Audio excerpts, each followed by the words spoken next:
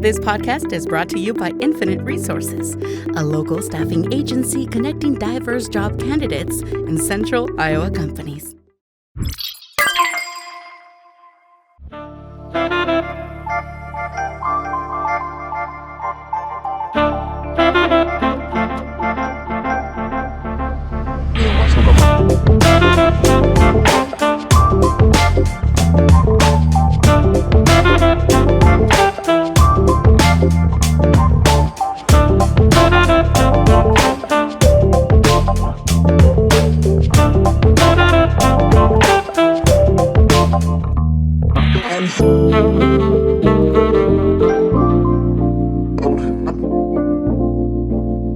Hello, ladies and gentlemen. Welcome to another episode of the Image4Lives podcast. And I've got a special guest with me on the show today, R.J. Miller. And R.J. Miller, it's a pleasure to have you on the Image4Lives podcast. I first of all want to tell you congratulations, and I want to tell you that you did a great job in Thank you. Yeah, in your willingness to compete, to run this race.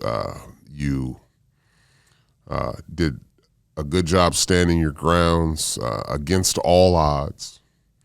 So you ran for city council. And could you just briefly speak on that? Sure can. So I was the youngest person in the city council race. I'm 33 years old. Everybody else was much older than me.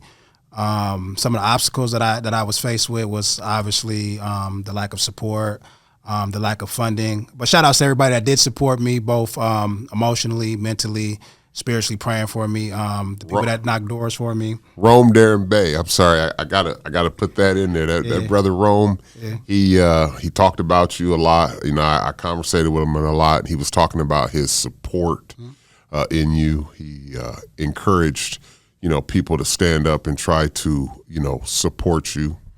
And so go ahead. I'm sorry, I didn't mean to interrupt. I just wanted to make sure I got his name out there as it related to your support, because I know he was a big part of that. Yeah, for sure. So yes, there definitely was a lack of support, but I definitely think there were people in my corner that motivated me. Definitely, spread the word. I know my dad, my bro Chucky, big bro Jerome, some of the sisters out here in the community also was advocating for me, donating to my campaign. I had some brothers come knock doors with me. But as a collective, I think more people should have came and supported. They didn't, but that's okay. Definitely some of the obstacles was also going into some of these rooms by myself. And just feeling like you're taking this burden of the community and of the culture and going into the room and representing it, and you don't have the people 100% behind you, but yet you're representing the issues of the people. We had a former councilwoman who was black. One of the things that I didn't want to see was for the entire city council, which is predominantly white anyways, to just be an all-white city council, and for us not to have anybody that is a minority on the council to be able to represent the values, the interests, and the lived experiences of the people. So that was one of the reasons why I wanted to definitely hop in the race, represent for the lower income neighborhoods, challenge the status quo, say that there's more that we could be doing as a city to make sure that we're doing outreach and giving the people the resources that we need. I had individuals trying to target me based off, past convictions and things of that nature, which I thought was interesting, because at the end of the day, my past doesn't determine me. What determines me is the future, is my future, and the current work that I'm doing within the community with the youth, standing up for the community, fighting for issues such as property taxes, sales taxes, fighting against violence, but not just going after the symptoms, but also going after the root causes. So that was one of the other reasons why I decided to run, is to use the platform to be able to address the root causes of certain stuff. When I was in the neighborhood, I was an at-risk youth going through my own, obstacles and got in a lot of trouble and things of that nature. So I wanted to make sure that youth and adults got the appropriate amount of resources that they needed so they didn't have to go towards crime. That's good. I also remember Charles Bruton, also Chuck, very big support. Yes, sir. And these are people that help a lot of people in the community. Rather these are guys that have come out of prison, whether they're just African American in the youth running for different elections and things like that. So Let me ask you something. What did you learn from this experience? I definitely learned that you have to be very strategic in dealing with politics, and politics is ugly. Politics is war. It literally is war. Despite you using politics as an avenue, because to me, when I think of politics, I think of the distribution of land, resources, and the distribution of wealth. So there's a big inequity when it comes to how wealth is distributed, how affluent neighborhoods get more resources and funding, and our more lower income neighborhoods that we would identify as being the hood receive little to no funding and no resources or love or support at all. So I've noticed that there's an attack on our neighborhoods. You know, people don't like the people within our neighborhoods, and they want to keep the money with their friends, with businesses and things like that. And if you stand up against the status quo, they will try to target you and do everything that they can to try to pretty much silence you and mute you so you don't have a voice. They'll try to, paint you as being a radical, but that's okay. I feel like Christ was radical. Christ challenged the status quo.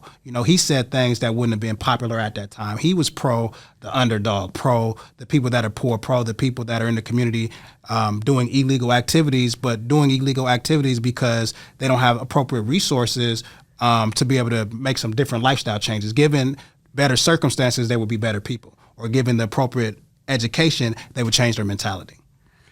Okay, so I want to kind of just go back into your experience throughout all this whole thing, and as it was developing, as you started this campaign, what are some things that you learned that maybe if you were doing this over again, if you had a rerun right away, what would you do different?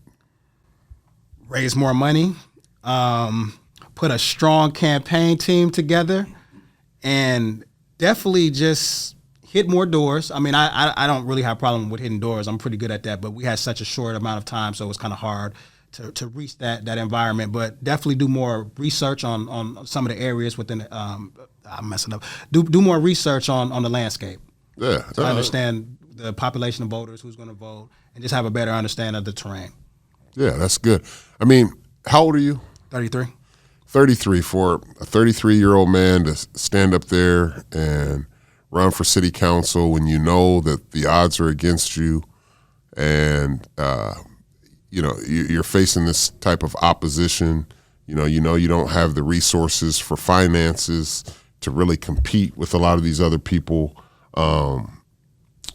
What part of that would you do different? Again, doing more research on how to do more adequate fundraisers, definitely get more support when it comes to that, and definitely having a better, stronger team behind me to be able to do research on the terrain, get more voters connected with my campaign, do more organizing. Okay. Definitely do more organizing. You said that they brought up your past. Mm-hmm. They brought up a felony or your past conviction, okay? And of course, I'm no stranger to that type of language and conversation. So, what do you feel that was wrong, or do you feel that did that catch you by surprise? Because was that one of those things that you didn't know that they could even do? I mean, I'm trying to figure out, what did you learn throughout all this that maybe other people watching this show could probably learn from maybe your mistakes? Okay, so first off, obviously, I decided to get in politics. So I am aware that politics is very dirty. Politics is war. At the end of the day, people will do whatever they have to do to win. I don't participate in smear campaigns myself, but that doesn't mean that another person will not do that. Smear campaigns. Yeah. Explain that. Smear campaign is essentially where you're digging up dirt on another candidate and you're displaying it to the public in order to change the public opinion of that candidate. I don't participate in that. I am open to debate other candidates, but if they want to debate on certain issues and things like that, but I'm not necessarily trying to attack the character of that candidate. I'm attacking the issue or the ideologies of that candidate. Unless they're attacking my character, then I'm going to defend myself, obviously. But so I am aware that they can do that. I was not hiding anything. I mean, obviously everything is public record. When you sign your name on the ballot, they have what name you want to go by, and then you put your government name on there. So I am aware that people can dig into that. Did I think that they were going to do it in this particular campaign? No. Did I think that it was distasteful? Yes, because of how the media portrayed it. Because one of the things that we have to talk about when you're dealing with any criminal convictions, number one, we have to talk about circumstance. I believe circumstance is everything. Circumstance is critical. So like one of my charges, for one, it happened in 2006. I was 15 years old. But it says 2008 because it went to my adult record. In the state of Minnesota, when you have a violent felony, it automatically goes to your adult record, regardless if you were a juvenile or not. So getting back into the circumstance, I was 15 years old. I was at my mother's house. People came to my mom's house, 6 people, baseball bats. My sister was there, my niece was there, and they were making threats. So I came with a shotgun, and I told them pretty much to leave or it was going to be an issue. If that was in Iowa, that would be considered to be stand your ground or some form of self-defense. But in Minnesota, they don't have self-defense. They don't have stand your ground. So because of that, I was ushered into the criminal justice system. I went in at 15. I got out when I was 19. So they held me in juvenile until I was 17, and then they sent me to prison. So I'll be the first person to say that the criminal justice system has its form of disparities, because why are you ushering in a minor into the criminal justice system? Because they are essentially protecting their family from people that are trying to harm them and their family. So an average person, if they see the second degree assault with a deadly weapon, they'll look at him like, okay, this dude's violent. This dude is, on some shenanigans without fully understanding the circumstances behind that charge, But they brought up charges all the way. They brought up misdemeanors. They dug up everything. They did everything that they could to try to make me into a monster. And then one of the other things that I want to stretch is there are big disparities when it comes to the black community and our interactions with police and our interactions with the criminal justice system.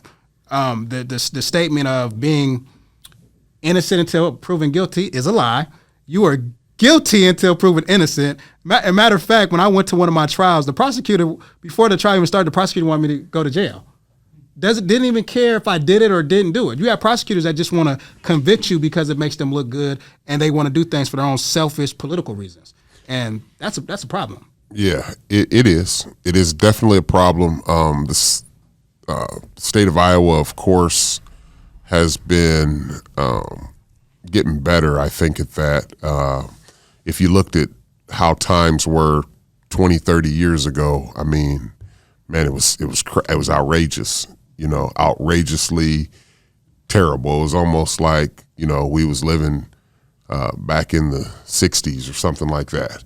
However, I must say this because I think this is very important. I've been thinking about this, and I wanted to tell you this. I remember when I started my involvement with, getting involved with the community and things like that. And I remember when you were kind of starting out and you were reaching out, and it was Eddie Andrews was one that kind of, he helped you out. He took time and kind of showed you the ropes of different things. And I was very proud of Eddie Andrews that he did that. I was glad that there was someone that took the time with you to be able to help you and to do all that type of stuff. And now as you continue to grow and run and for different campaigns, throughout your career, I just want to make sure that you understand it's very important to realize the man of God,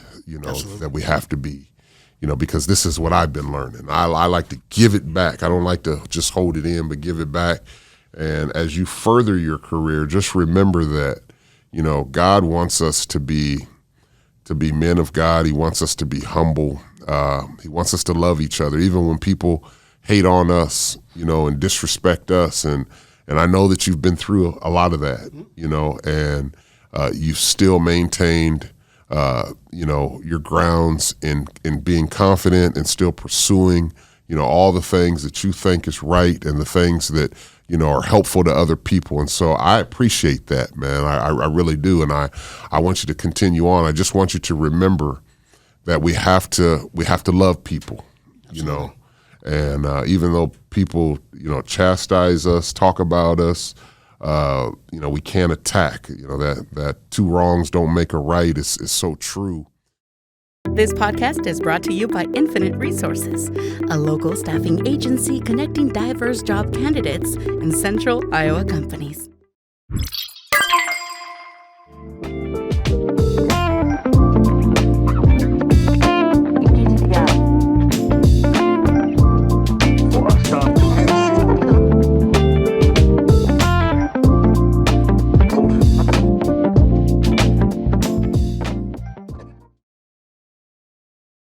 I've also recognized a lot of the work that you've done with the youth, in the schools. There's a lot of kids that you've been able to help. A lot of kids that teachers haven't been able to get through, you've been able to get through, and you've been helpful. And with that, I want to say that we have awarded you you've got the award right here, the Image4Lives Inner City the Image4Lives Inner City Advocate of the Year Award. Appreciate you. Goes to R.J. Miller. And that's your award right there, sir. And I want to tell you that you deserve that.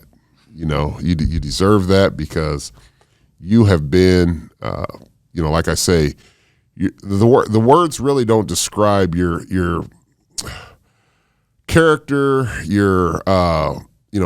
people don't know the work that you've done behind closed doors. A lot of people know what they may have heard about through somebody else, which it may be something good, it may be something bad, but God judges the heart Absolutely. Of man. And, you are a child of God, and I want to see you continue to prosper. I just want to make sure that you're learning from your mistakes and that you're continuously moving forward and conquering and getting victory, man, because, you've got it in you, and you've got the will, you've got the drive. And I think once you put it all together is when you're really going to find a lot of that success. Absolutely. So let's see what else we want to talk about. Let me address your last point as far as you asked me something about did I think the statement was warranted by the media and stuff like that, or how did I handle it or something? You mean when they brought up your felony conviction? Yeah, I just want to address that last portion real fast. Okay. I just want to say and let's get the trophy out of the way. So Got you. We don't block the camera. Yeah. So obviously, I didn't like what they did, but the way I look at it is, if you have to stoop that low in order to do something like that, that shows me that I was doing something correct within the community. You obviously emptied your entire clip on your gun. Now you don't have any more bullets, so it's like, what else do you can't do anything else to me? That's all you had. Because at the end of the day, my past is my past. What I'm currently doing right now, helping the youth, fighting for families, fighting for a better community, fighting for resources for low income households. That is the mission of God. I don't even consider that work. I consider that ministry. This is social ministry, the stuff that I'm doing, and I'm glad to be able to do that. And I'm all about redemption and the transformation of another human being. And you're speaking on God. I feel like God uses people who had a criminal past or used to get in trouble and things of that nature in order to reach other people. That's how I'm able to reach the youth. When I'm talking to an at-risk youth who has problems with gangs and has problems with other different type of stuff, I've been there. I've been in neighborhoods where gangs. I was in a gang myself and, had different obstacles, and I've overcame that. So now our youth can say, okay, well, RJ's been through this, and he used to be in the streets, but look at what he's doing now. He's helping at-risk kids. He's fighting for people on a local level, on a state level, and he's willing to go in any room with whoever and take the issues of the community and the culture and put it on his back. Even during the threat of somebody trying to come at me politically, to destroy me politically, trying to destroy me economically, I'm still willing to do that. I got scars for standing up for my community. I done bled for my community. So if that doesn't show compassion and dedication, I don't know what does. All right. Ladies and gentlemen, you're listening to the Image TV podcast, and we've got R.J. Miller here, and we're having some good conversation.